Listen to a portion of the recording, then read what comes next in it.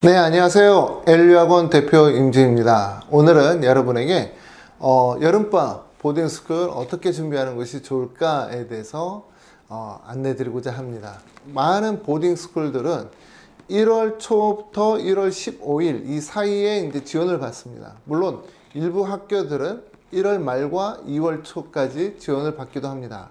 이 지원을 하는 시점의 시작은 9월 또는 10월에 이제 받기 시작합니다. 그래서 여러분들이 이제 여름방학을 어떻게 준비하는지에 따라서 본인이 갈 수 있는 보딩스쿨들이 달라질 수도 있다라는 말씀 드립니다. 여름에 이제 준비를 할 때 크게 세 가지가 있어요. 이 세 가지는 보딩스쿨 합격 여부를 결정짓는 중요 3요소라고 말씀드릴 수도 있습니다. 가장 큰 건 뭘까요? 역시 GPA, 교과목 평균 점수죠.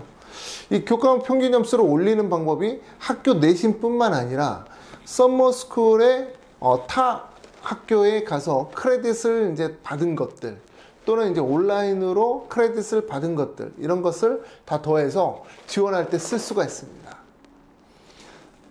내가 원하는 보딩스쿨에 GPA를 보낼 때 학교 성적뿐만 아니라 학교에서 이제 받은 내신 성적이죠. 우리나라에서 다니는 학생이다 그러면은 뭐 역삼중학교 내신 성적, 이 성적뿐만 아니라 킴투토에게 공부했던 미국 온라인 크레딧 성적을 다 함께 보낼 수가 있다는 겁니다. 이것을 이제 학교에 다 보내게 되면은 그 학교에서 나름 다시 정리하게 돼요.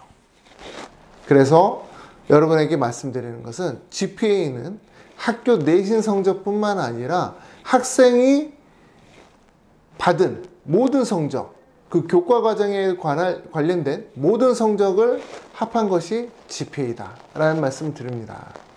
대표적으로 여름방학에 썸머스쿨을 통해서 이제 GPA를 끌어올릴 수가 있어요.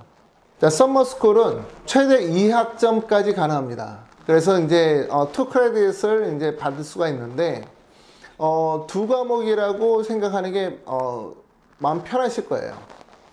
어떤 학생은 이전에 망쳤던 교과 과정을 다시 하는 학생들도 있고요. 또 어떤 학생은 점프를 하기 위해서 프레리퀴짓이라고 보통 얘기하는데 선수 이행 과목을 하는 학생들도 있습니다. 자, 어떤 경우냐면은 제가 그 미국의 주니어 보딩 스쿨 학생을 이제 상담을 했었는데, 이 학생이 탑 보딩 스쿨을 다 떨어졌다라고 해요. 그래서 어떻게 공부를 했습니까? 라고 제가 그분한테 물어보니까 그분이 이제 저에게 보내준 그 학생 교과 과정이 봤을 때 떨어질만 하더라고요. 높지가 않았어요. 그런데 이제 부모님은 GPA가 좋았다. 즉 학교에서 하라고 하는 대로 했고, 학교의 모든 교과에 A 또는 A+로 받으니까 어머니 입장에서는 굉장히 GPA가 이제 좋은 걸로 착각하신 거죠. 지원하는 학교에서 보게 되면은 이 학생이 A를 받거나 B를 받거나 이 부분도 이제 굉장히 중요하지만은 이 학생이 어느 단계의 교과 과정을 공부한 학생인가가 더 중요합니다. 즉, 이 학생이 9학년으로 우리 학교에 오게 되는데 이 학생이 일반 레귤러 과정의 바이올로지를 배운 학생과 어너스 바이올로지를 배운 학생과 굉장히 큰 차이가 있는 거죠. 그래서 우선 제게 준 학생의 성적표를 보게 되면은 English 9, 그리고 알제브라 2, 그리고 바이올로지, 그리고 월드 히스토리, 스페인시, 이렇게 5과목이 레귤러 과정으로 쫙 포장되어 있어요. 다른 학생 자료를 제가 같이 이렇게 보여드릴 텐데요. 9학년의 학생이 이제 공부한 내용입니다. English 4, 그리고 이제 수학 같은 경우에는 펑션하고 그리고 스탯하고 프리칼큘러스를 같이 배웠어요. 그리고 바이올로지 어너스를 들어갔고요. 그리고 월드 히스토리 대신에 월드 government를 배웠습니다. 그리고 이제 랭귀지는 이제 동일하게 이제 스파니쉬를 갖다 이제 배웠죠. 자, 이전의 학생과의 차이가 있다라면은 어느 부분일까요? 수학하고 과학적인 부분입니다. 수학하고 과학. 나머지 히스토리 같은 경우에는 뭐 월드 히스토리 배우나 또는 이제 월드 거버먼트 배우나 뭐 큰 차이가 있지는 않아요. 그런데 9학년 학생이 어떤 학생은 수학을 알제브라 2 배우고 있고 또 어떤 학생은 프리칼큘러스까지 그냥 진도 나가고 있고 이런 굉장히 큰 차이가 있거든요. 그래서 학생들이 만약에 학교에서 배우지 못하는 수업들 같은 경우에는 이제 킴투토와 같이 듀얼 인노먼트, 즉 학기 중에 공부하거나 아니면은 서머 크레딧 이렇게 여름방학 동안에 이제 두 과목을 저희와 이제 같이 공부하거나 하는 것이 맞습니다. 그랬을 경우에는 이제 저희 학교에서도 이제 성적표 보내주지만은 킴투토에서도 이제 성적표를 학교에다 이제 보내주게 되는 겁니다.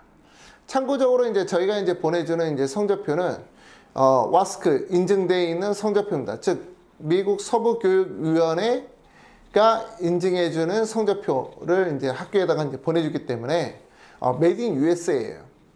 그래서 학교에서는 좀 더 신뢰할 수 있다라는 말씀을 이제 드립니다. 그래서 GPA를 여름방학에 끌어올리는 것이 좋다.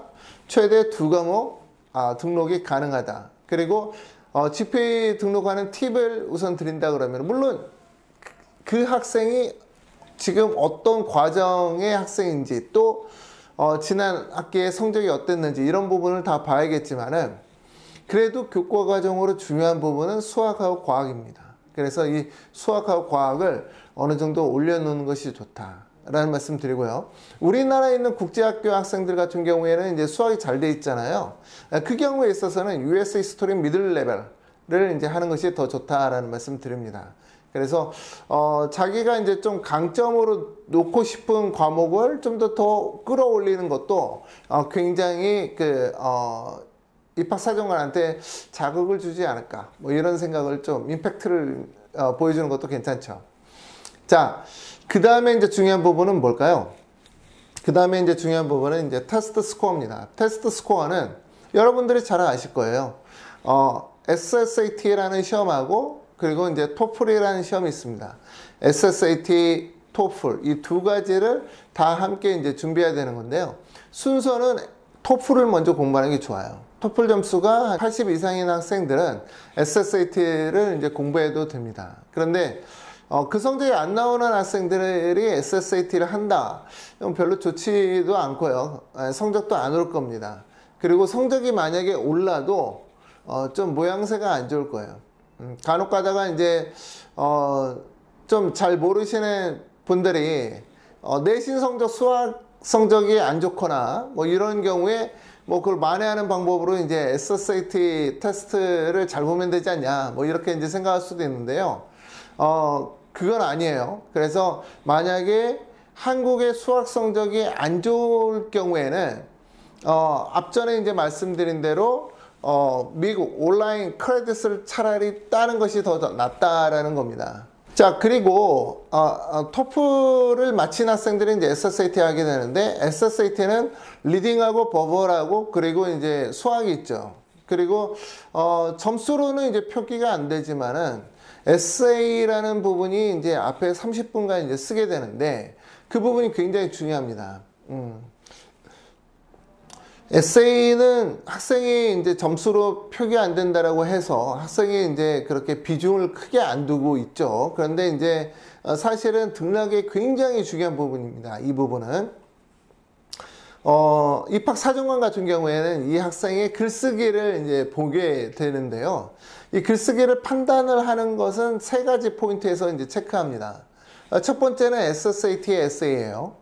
두 번째는 어플리케이션 에세이, 세 번째는 그레이드 에세이라고 해서 이제 조금 센 학교들, 이제 좀 명문 학교들은 학생이 평상시에 학교에 이제 제출했던 에세이 중에서 뭐 영어하고 뭐 역사 수업 관련된 내용이겠죠.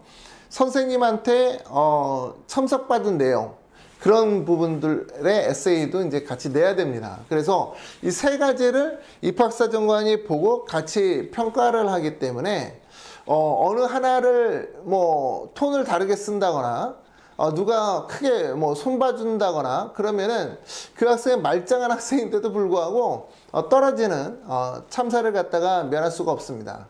그래서 여러분들 혹시 주변에 뭐 SSAT 성적이 뭐 99% 나오고 정말 똘똘한 학생인데 또 불구하고 탑 20에 다 떨어졌다라고 할 경우에는 틀림없이 SSAT 에세이를 잘못 썼거나 또는 어플리케이션 에세이를 누군가가 크게 도와줬거나 뭐 이렇지 않았을까라고 하는 합리적인 의심을 해봅니다. 자, 이렇게 두 번째 중요한 것은 테스트 스코어였는데 테스트 스코어에서 토플하고 SSAT가 중요하다. 토플 먼저 공부하고 SAT 나중에 한다.